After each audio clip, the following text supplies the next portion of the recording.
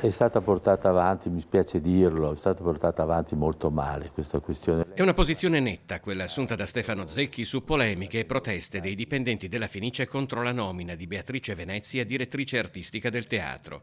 Zecchi è candidato alle prossime comunali di Venezia con Fratelli d'Italia, quindi con la maggioranza uscente, ma intervistato a Focus dal direttore Luigi Bacialli esprime dissenso sulla linea adottata fin qui dal sindaco Luigi Brugnaro e dal sovrintendente Nicola Colabianchi.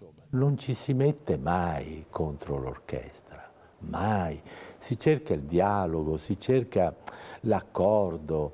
I musicisti sono figure che vivono di arte, sono figure particolari, sensibili, hanno a cuore la qualità estetica della loro rappresentazione. Veneziano, peraltro nipote di un direttore d'orchestra e lui stesso diplomato in violino, Zecchi ha insegnato estetica all'Università di Milano, città nella quale è stato assessore alla cultura proprio negli anni in cui una profonda spaccatura all'interno del Teatro La Scala portò alle dimissioni di Riccardo Muti. Non si può fare muro contro muro e appunto pensare a un'istituzione come la Fenice, un'istituzione che sia da gestire come una società per azioni. No, non si può.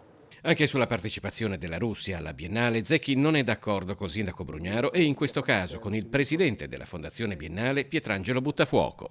C'è poco da fare, è giusto censurare in questo caso gli artisti che oltretutto sono vicinissimi al regime, perché una è la figlia di Lavrov, il ministro degli esteri della Russia, e un'altra che è vicina al KGB. Non si deve fare del padiglione della Russia un altoparlante di un governo, di un paese, di uno Stato così nemico della libertà come quella Russia.